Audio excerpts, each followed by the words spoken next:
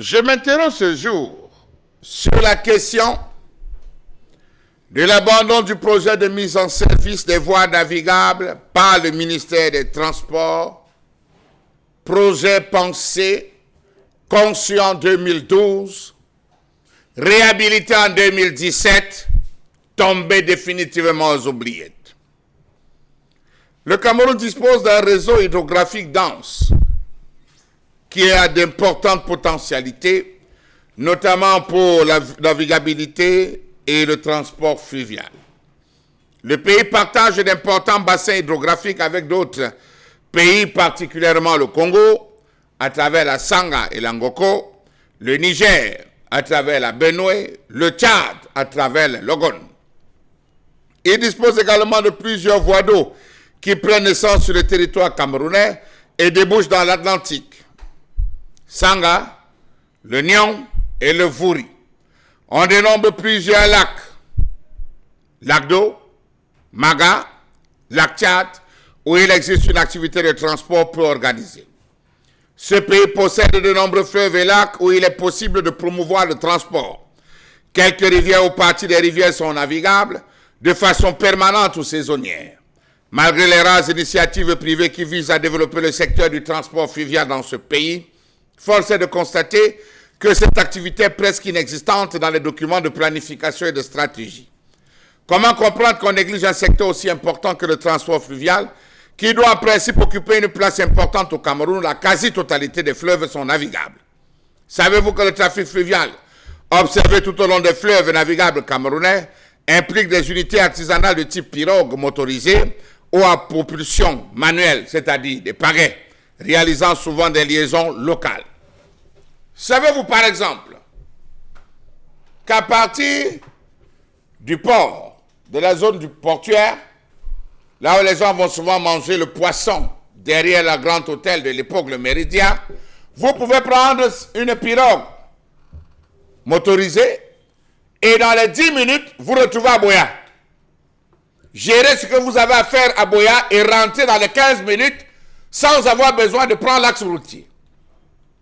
Savez-vous qu'à partir de Lok-Bessou, à partir de Bania, vous pouvez emprunter là les motos, les pirogues motorisées et très rapidement rallier les îles Djebalé, les îles Aléa et Wadi, vous balader et revenir sans avoir à souffrir. Pourquoi n'aménage-t-on pas ces différentes zones? Question.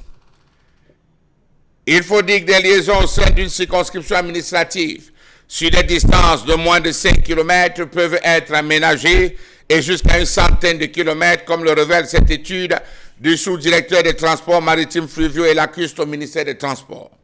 Comment comprendre qu'à ce jour, il n'existe aucun aménagement ni équipement de chéneaux de navigation sur les fleuves et rivières du Cameroun?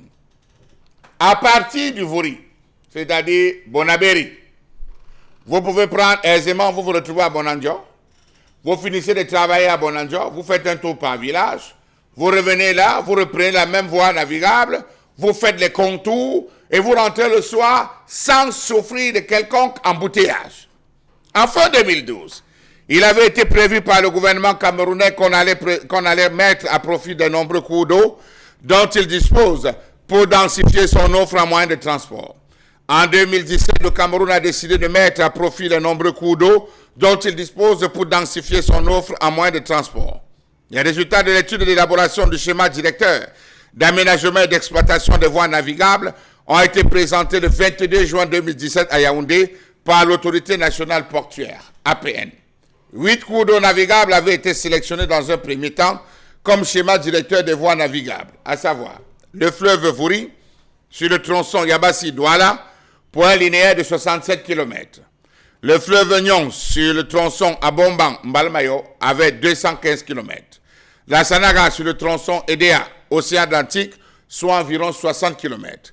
La Benue, depuis le barrage de Lac d'eau jusqu'à la frontière avec le Nigeria, soit 140 km de rivière. Le Dja sur le tronçon Ndongo, Molundu, 116 km. L'Angoko partant de Ndongo jusqu'à la frontière avec la République du Congo. Le fleuve Noun, le tronçon projet du Noun Koutaba passant par Onaref, 101 km. La Sanga allant de Libongo à la frontière avec le Congo. La Benue sur le tronçon navigable après aménagement du port de Garoua jusqu'à la frontière avec le Nigeria, 80 km. Sanaga, Edea. Comment comprendre cette léthargie donc, qui s'est définitivement emparée du gouvernement camerounais? Pourtant, des travaux concrets avaient été réalisés dans le schéma directeur d'aménagement et d'exploitation des voies navigables ainsi que l'étude sur la stratégie du transport fluvial et lacustre au Cameroun. Savez-vous que lors des travaux, une cartographie faisait clairement apparaître 10 grandes zones de forte activité fluviale et lacustre au Cameroun? Comment s'est-on retrouvé à 8 questions? Où sont passés les projets tant vantés par le gouvernement, notamment la mise en service de petits ferries pour développer le tourisme sur l'ensemble du territoire? Combien de bateaux de plaisance sont en service ce jour dans notre pays pour promouvoir ne serait-ce que le tourisme ou alors le transport maritime? Comment comprendre que nos autorités négligent le secteur fluvial en termes de transport? Pourtant, c'est un secteur qui peut rapporter à l'économie et éviter qu'on asphyxie les pauvres contribuables camerounais. Nous avons un si grand potentiel en matière de tourisme fluvial, aucun investissement dans ce sens. Je n'ai pas dit que construire les autoroutes, c'est mauvais, mais il faut penser aussi à aménager ces voies navigables avec des mini-ports pour développer un grand tourisme.